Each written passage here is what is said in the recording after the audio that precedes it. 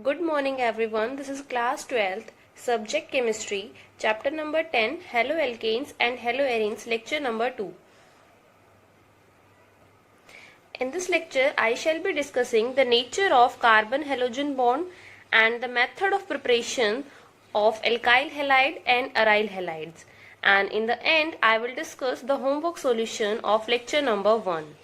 In the last lecture, we have discussed the IUPAC nomenclature for alkyl halides as well as aryl halides. Now next is nature of carbon-halogen bond. Since halogen atoms are more electronegative than carbon, therefore the carbon-halogen bond of alkyl halide is polarized. That is, the carbon atom bears a partial positive charge, whereas the halogen atom bears a partial negative charge due to difference in the electronegativity of carbon and halogen.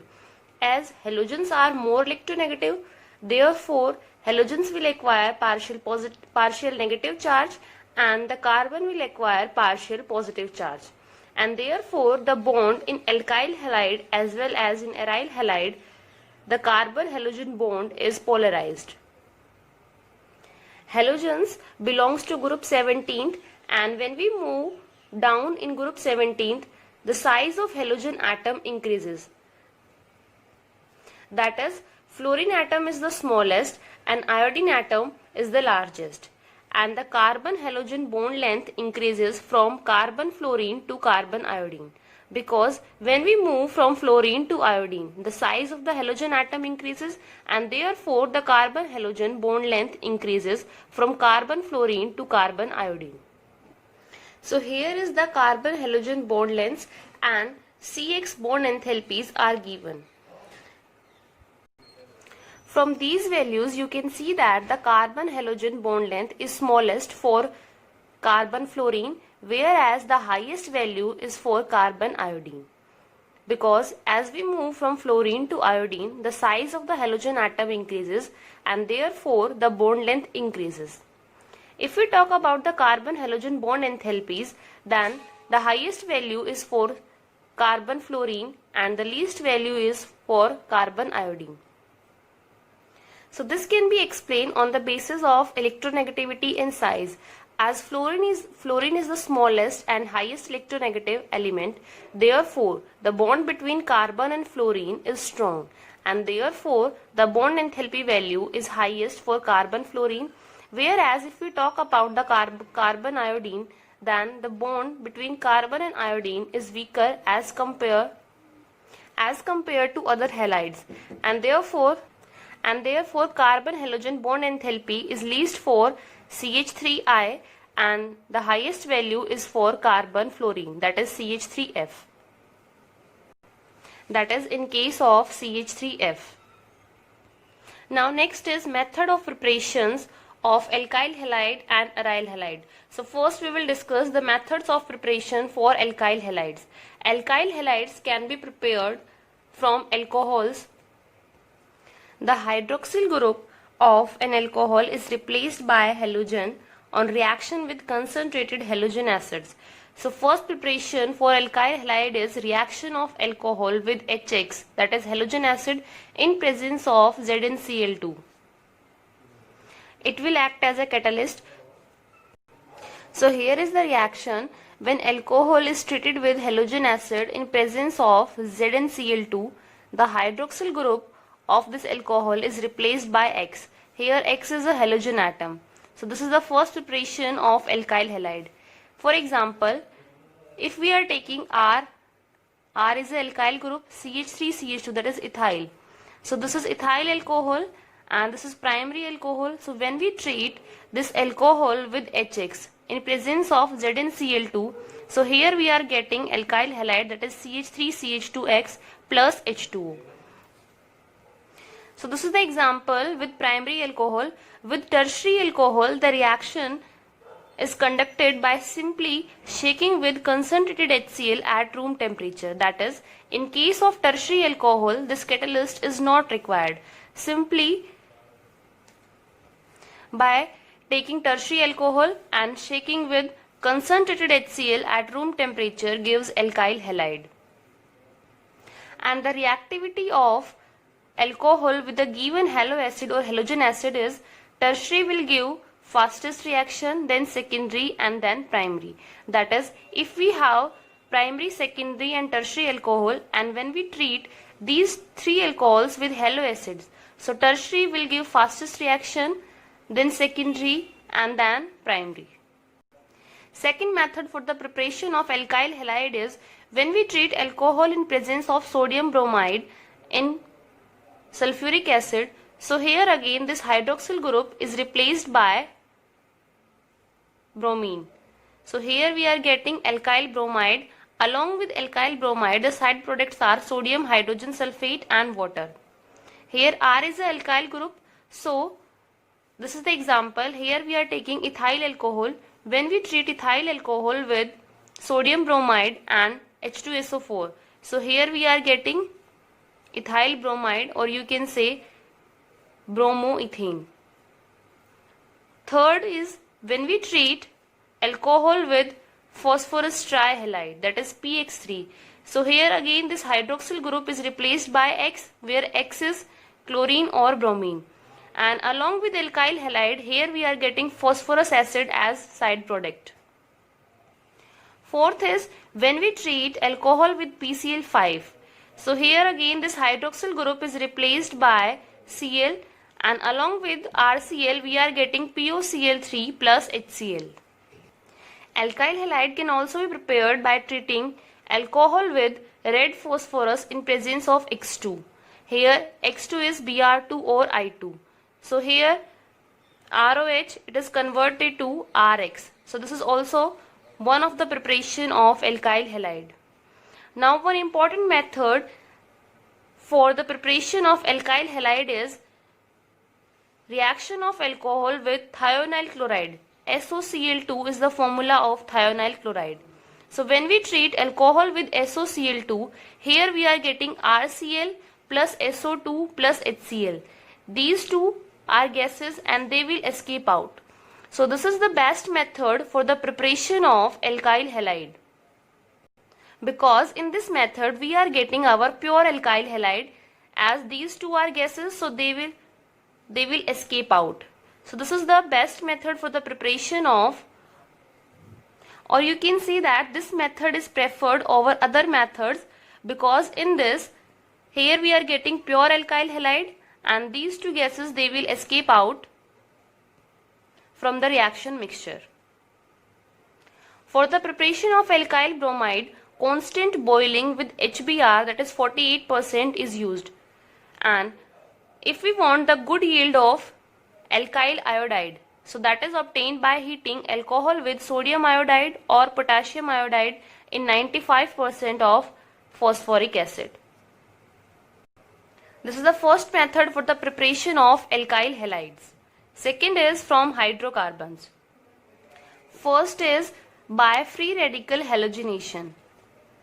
Free radical halogenation, that is chlorination or bromination of alkanes, gives complex mixture of isomeric mono and polyhaloalkanes, which is difficult to separate as pure compounds. This is the hydrocarbon. Now if we do the free radical halogenation of this compound, that is, for example, if chlorination is done in presence of UV light or heat, so here we are getting a mixture of product. First is CH3, CH2, CH2Cl. So first is 1-chlorobutane and second is 2-chlorobutane. So when we do the free radical halogenation of butane, so here we are getting two products and it is difficult to separate these two products. Therefore, the yield of one compound is very low by this method. Next is by electrophilic substitution.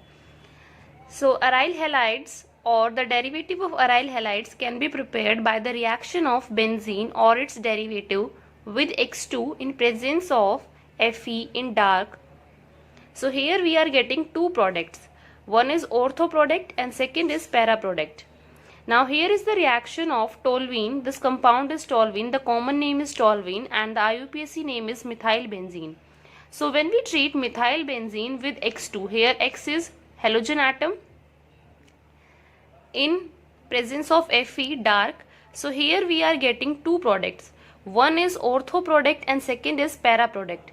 With respect to this substituent, these two positions are known as ortho position, these two positions are known as meta position, and this position is known as para position. So in this case we are getting two product, ortho and para, and these two are isomers and these can be easily separated due to large difference in their melting points.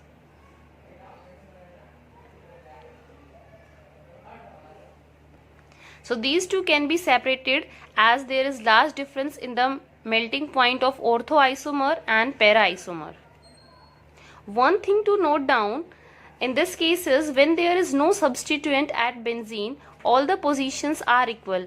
But when there is one substituent at benzene, then with respect to this substituent there are three positions, that is ortho, meta and para. So aryl halides can be prepared by electrophilic substitution reaction of benzene or its derivative. Similarly, if we treat benzene with chlorine Cl2 in presence of anhydrous AlCl3, it will act as a Lewis acid. So here benzene is electron rich and here Cl positive is the electrophile. So this benzene, it will attack on this Cl positive and therefore we are getting chlorobenzene. Similar reaction can happen with bromine. But in case of iodine, this reaction is reversible. That is, when we treat benzene with iodine, so here we are getting iodobenzene plus Hi. This reaction is reversible. That is, Hi, hydrogen iodide, formed in this reaction, it is a good reducing agent and therefore it reduces this aryl halide, that is iodobenzene, to benzene and iodine. So in this reaction we require oxidizing agent. Therefore, in presence of oxidizing agent like HNO3 or HiO4, this formed Hi, it is oxidized to iodine and therefore this reaction proceeds in forward direction. So in case of iodine we require oxidizing agent like HNO3 or HiO4. Aryl fluorides are not prepared by this method due to high reactivity of fluorine. So this reaction cannot be used for the preparation of aryl fluoride due to high reactivity of fluorine. Next method is Sandmeyer reaction. Now here benzene ring is attached with NH2 and NH2 group is known as amine. And this benzene is a R group, so this is primary aromatic amine as benzene is aromatic. So this is RNH2 amine and this is primary aromatic amine.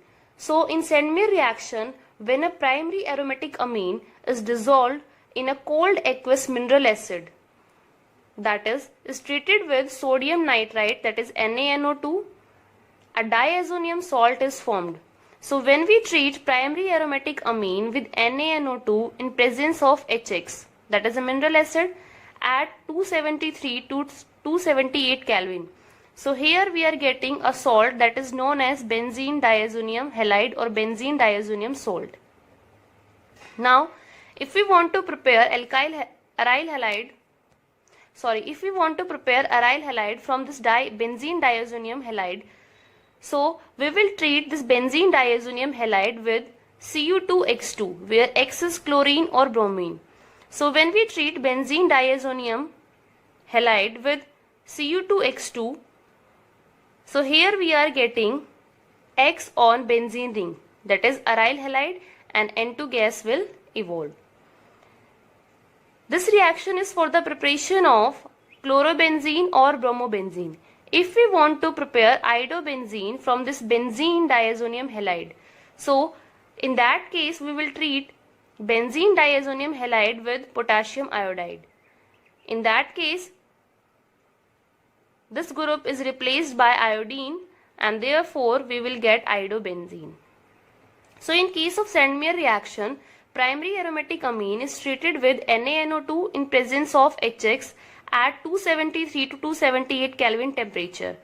So first benzene diazonium halide will form and after that replacement of this group will takes place according to these compounds. That is, if we take Cu2X2, then this will form, and if we take Ki, then iodobenzene will form. Next preparation is from alkenes. First is addition of hydrogen halides. So alkyl halides can also be prepared by the addition of HX on alkenes. For example, in case of symmetrical alkene, that is ethene, if we add HX, so as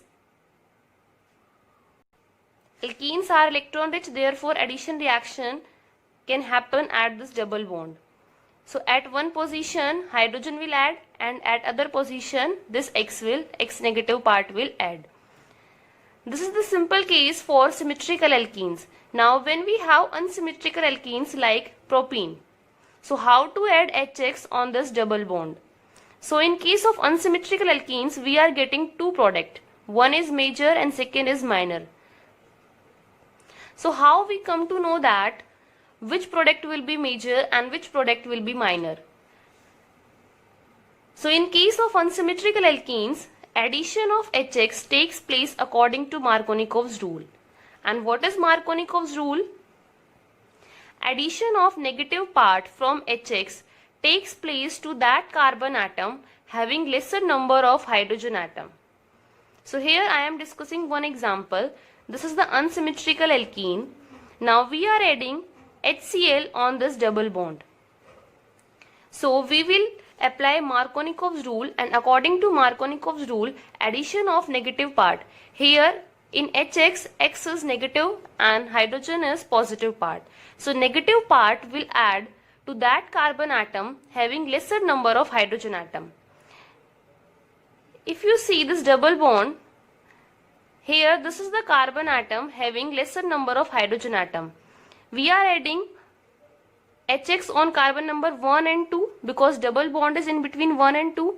So we have to decide that at which position hydrogen will add and at which position X negative part will add. At carbon number 1 it has 2 hydrogen, at carbon number 2 it has no hydrogen. So according to Markovnikov's rule, the negative part, that is Cl negative, will add to carbon number 2 and hydrogen will add to carbon number 1. So here is the product. This is the major product of this reaction. So in case of unsymmetrical alkene, addition of HX takes place according to Markovnikov's rule.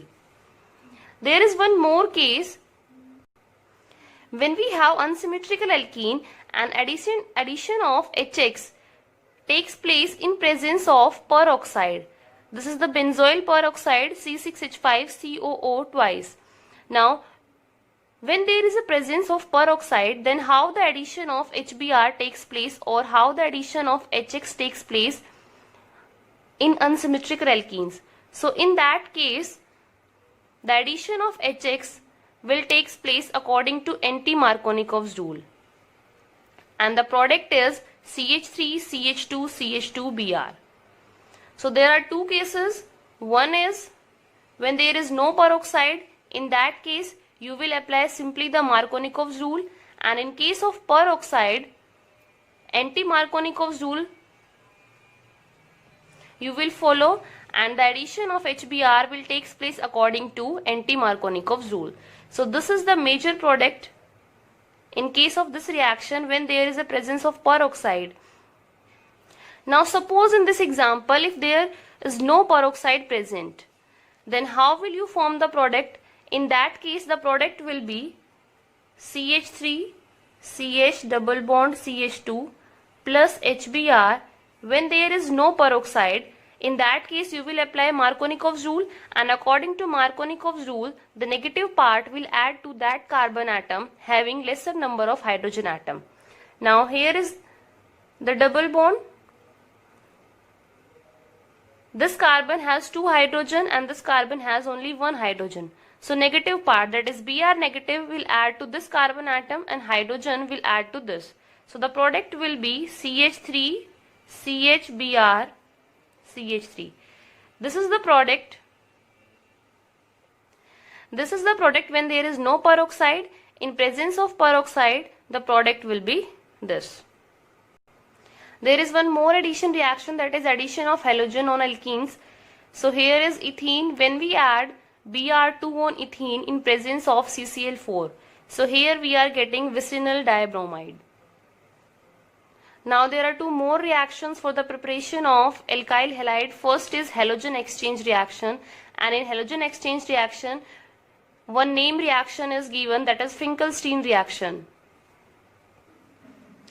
Alkyl iodides are often prepared by the reaction of alkyl chlorides, bromides with sodium iodide in dry acetone, and this reaction is known as Finkelstein reaction.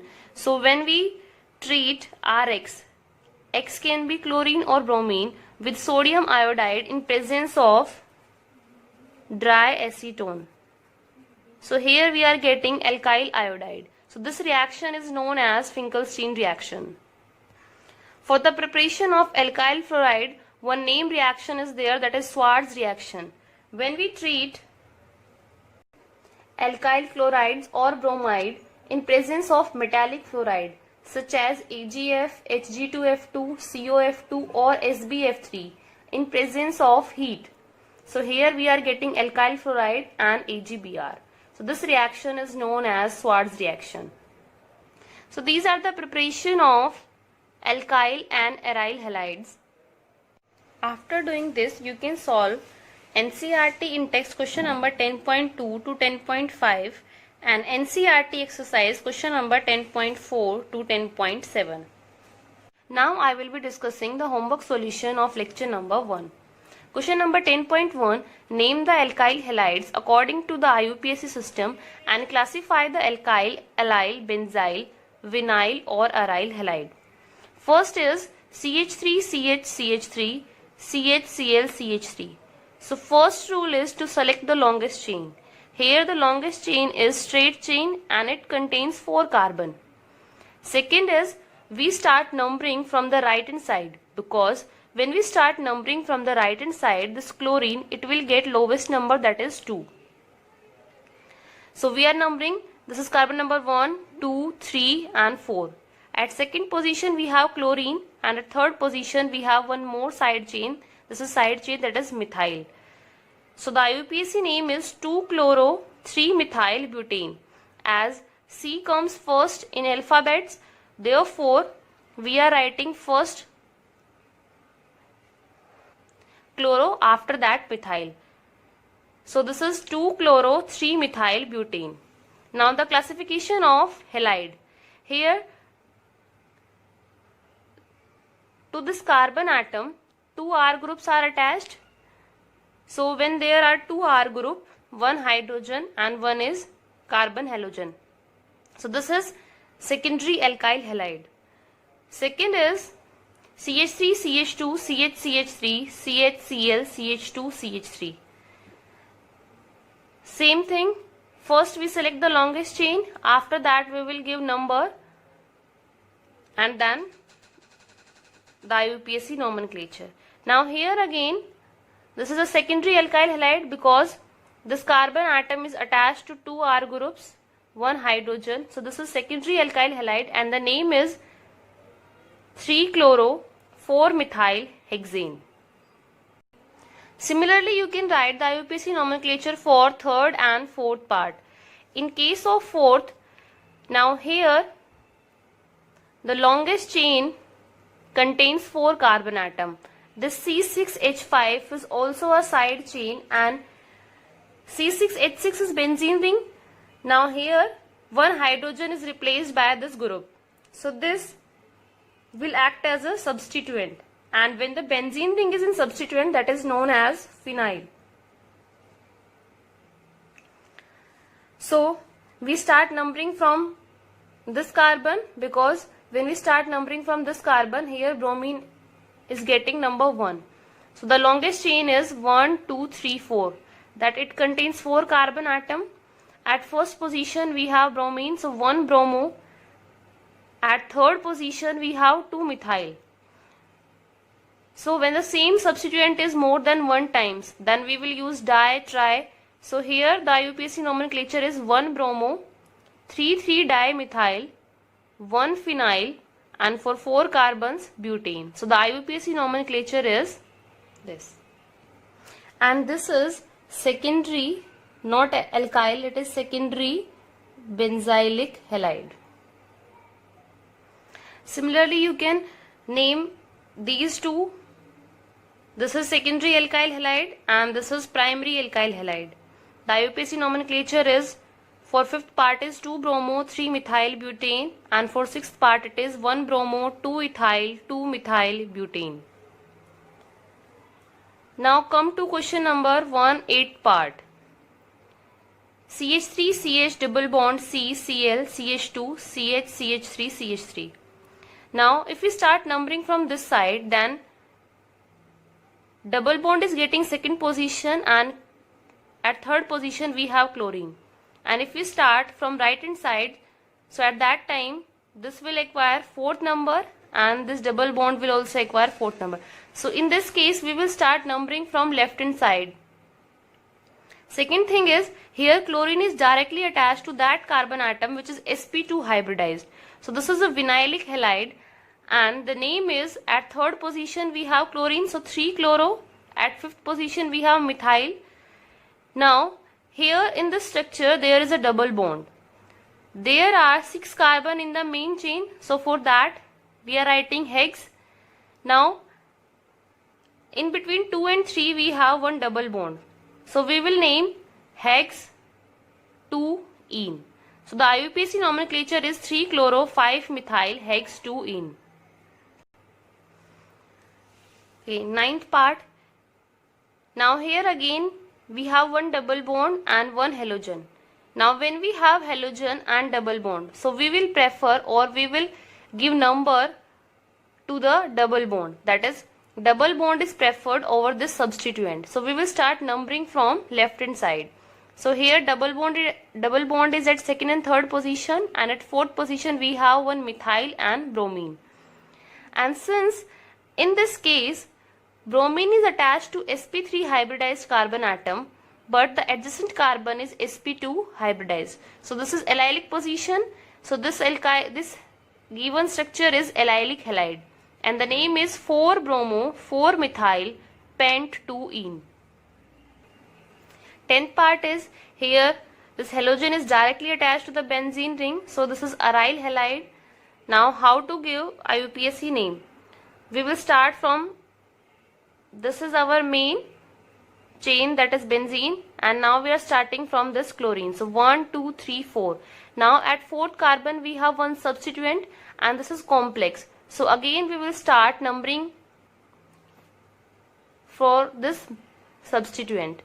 So 4 and the carbon which is attached to the 4th position, we assign carbon number 1. So 1, 2, 3. So how to write the IUPAC name? At 1 position we have chlorine, so 1-chloro. At 4th position we have complex side chain, so 4. Now in 4 again we are numbering, so in this 3 carbon are in the main chain and at 2nd position we have one substituent. So it is 2-methyl. For 3 carbon propane is used, but this is a side chain, so we will write propyl benzene. So the IUPAC nomenclature is 1-chloro 4-2-methyl propyl benzene. On the similar basis, the nomenclature for 11th and 12th part can be done, and 11th is, this is a benzylic primary halide, and 12th is benzylic tertiary halide. Question number 2, give the IUPAC names of the following compounds. So you can name these compounds as well. So here in 3rd part there is one triple bond and 2 halogen substituents are there. So we will start numbering from right hand side, because here bromine is getting 1st position. So in bromine and chlorine B comes first, so we will start numbering from this side. So the IUPAC nomenclature is 1-bromo 4-chloro but, and for triple bond ine is used, and at 2nd position there is triple bond, so The nomenclature is 1-bromo-4-chloro-but-2-ine. This is the nomenclature for fourth part, that is 2-trichloromethyl 1,1,1,2,3,3,3 heptachloropropane. So this is the main chain. At second position we have one substituent, and these chlorine, 7 chlorines are also as a substituent. So these are the nomenclature for fifth and sixth part.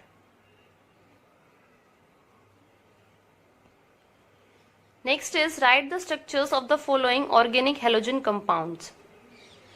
So first is 2-chloro-3-methyl pentane. So in the main chain we have 5 carbons. So first of all you will draw 5 carbon atoms. At second position chlorine atom is there, and at third position methyl substituent is there. So place chlorine at second position and methyl at third position, and then complete the valencies by hydrogen atoms. So this is the structure for second part. This is the structure for third part, that is 1-chloro-4-ethyl cyclohexane. This is the structure for 2,2-chlorophenyl 1-iodo-octane. Octane means 8 carbons, and at first position it has iodine, and at second position it has 2-chlorophenyl. So at second position we are placing phenyl, that is C6H5, and in phenyl at 2 position it is having chlorine. So this is the structure for this IUPAC name. This is the structure for fifth part, that is perfluorobenzene. Now sixth part is 4-tertiary butyl 3-iodoheptane. So 3-iodoheptane you can draw, and tertiary butyl group is, this group is tertiary butyl group. So at fourth position you have tertiary butyl group, and at third position iodine is there. So this is the structure for this sixth part. Now seventh is 1-bromo-4 secondary butyl. This sec is secondary butyl 2-methyl benzene. So first of all you will draw benzene. At first position bromine. So name any position as 1 and place bromine over there. Now at fourth position secondary butyl group. So this is secondary butyl group. With respect to this bromine, this is the fourth position. Now at second position methyl is there. So this is the structure for 1-bromo-4 secondary butyl 2-methyl benzene. Now NCERT in-text question number 10.1, write the structures of the following compounds. So this question is similar to question number 10.3 of NCERT exercise. These are the structures of the given compounds. First part, this is the structure of second part, that is 1-chloro-4-ethyl cyclohexane. So this is number 1, 2, 3. This is cyclohexane, and at first position it has chlorine, and at fourth position it has ethyl. Now third part is again same as in question number 10.3, that is 4-tertiary butyl 3-iodoheptane. This is the fourth part, 1,4-dibromo-but-2-ene. And this is for fifth part. This is the structure of fifth part. So this is all about the homework solution of lecture number 1. Thank you. Please like and subscribe this channel.